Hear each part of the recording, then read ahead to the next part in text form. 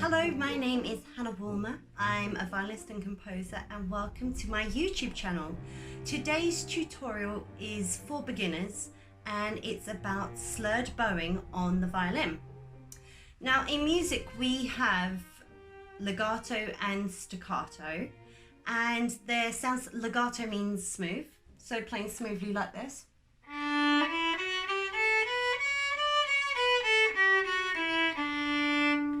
And staccato would be short and detached.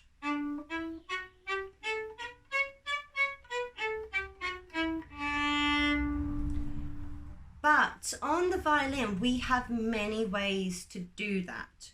So we can have a détaché bow, which is a detached bow, a smooth detached bow. But we also have slurring. Again, with staccato, we have loads of different ways to play a staccato, loads of different bow strokes, but we'll deal with just the slurred bowing today. So slurred bowing is when we play many notes in one bow. I'll give you an example of that.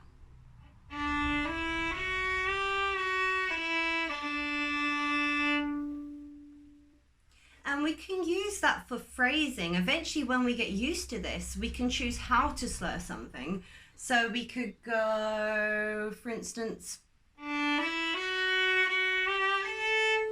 that's created that phrase. Da, da, da, da, da, da. If I did this, it's not quite the same.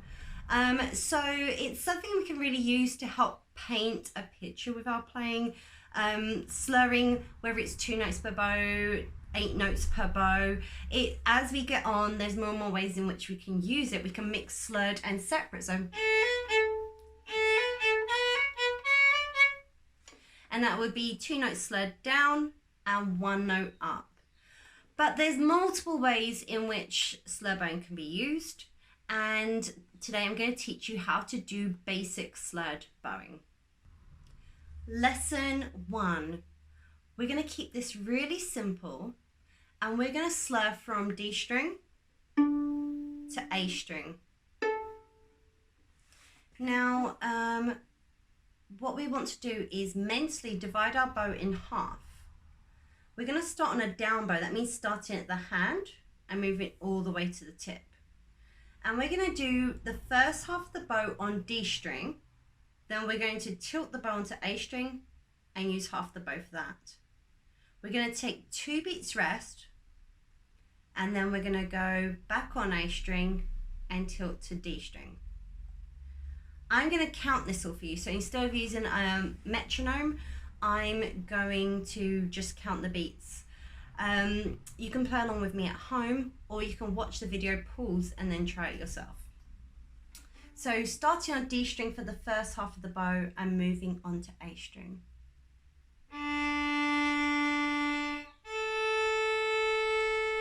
Two beats rest, 1, 2.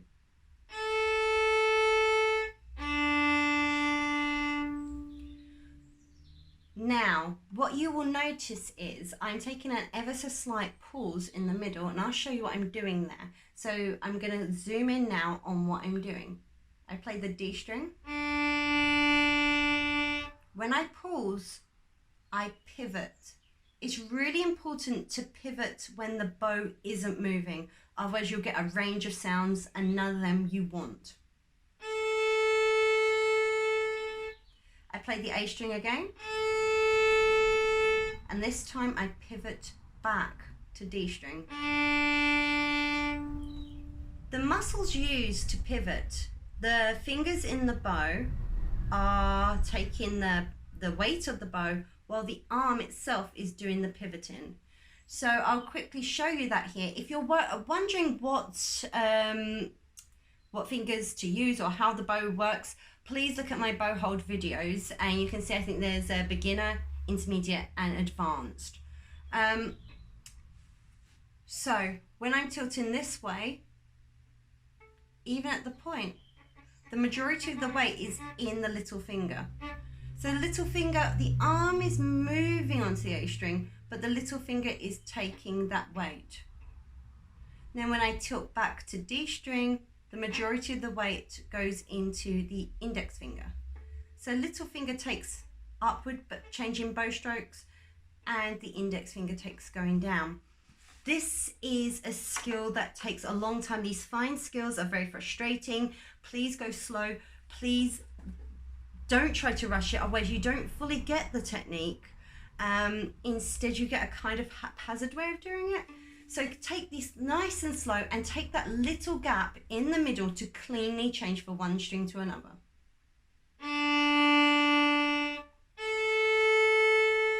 One, two.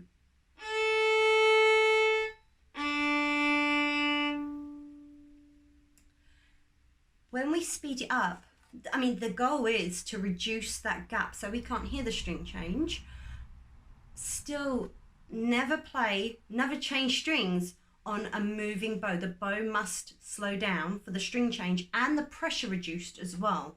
So bow slows down, pressure reduced, and then we change strings.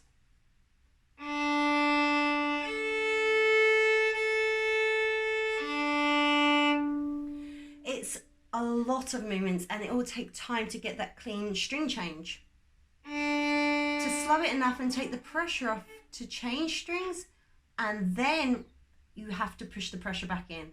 So get that pressure back into the A string, otherwise it won't sound.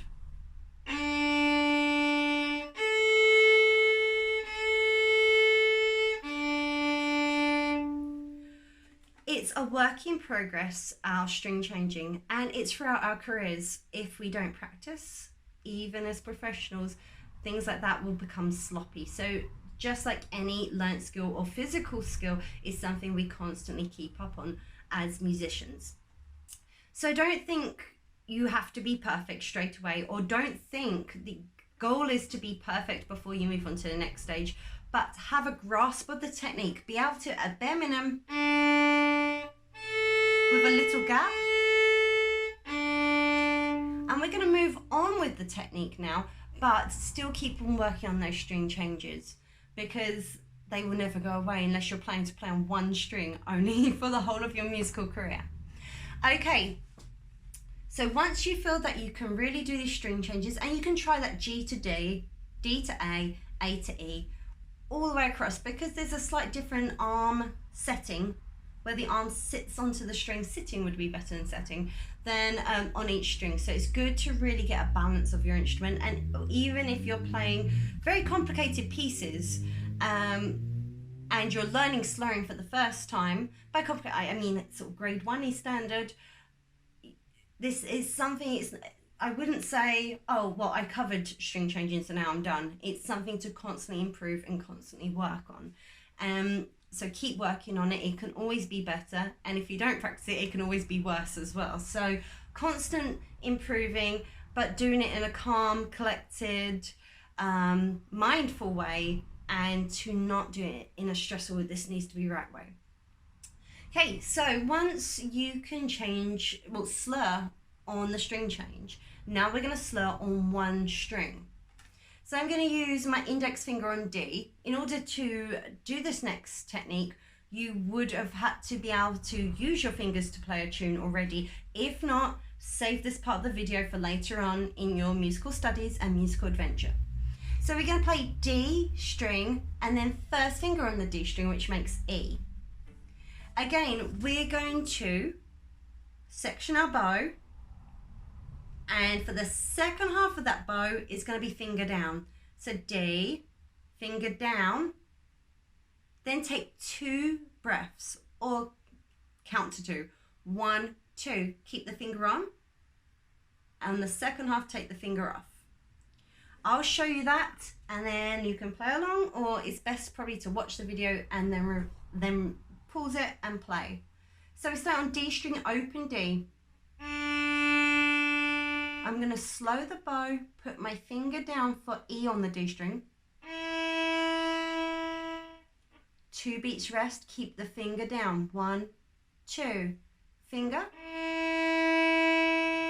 finger off. Just like string changes, it's a good idea. especially going from open string to first finger, to slow the bow a little bit before you put the finger down.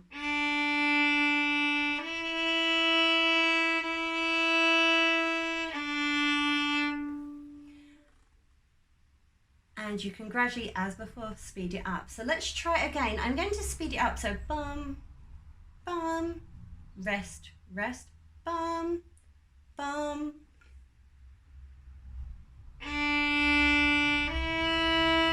Rest, rest. Once you get the hang of that, try it 4 times in the bow, which will be D, E, D, E. Let's see how we get on.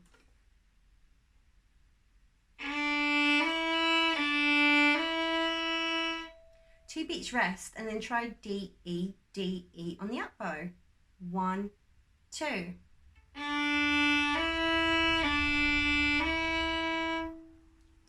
Once that's achieved, let's try it without the 2 beat rest.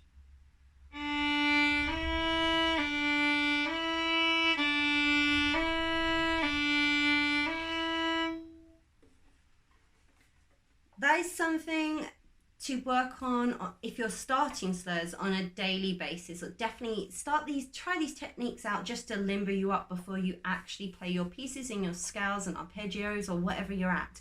And no matter what standard you are, it's worth working on these techniques. Maybe not to this degree, maybe at a slightly more advanced level, but these techniques just are there for life. Once you can do it on the D string, you can try it on the A string.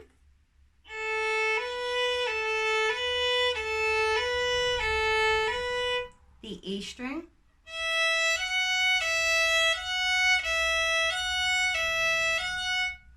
and then the G string.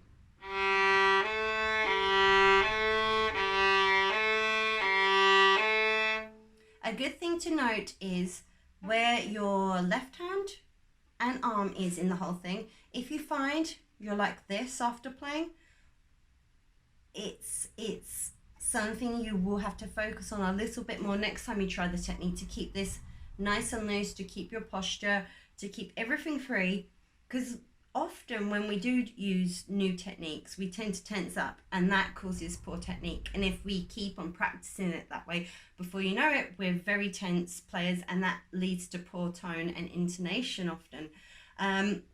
With the bow, making sure we're aware of where our arm is, so not letting this fall and detract from our, hopefully by now, very good technique, very good posture.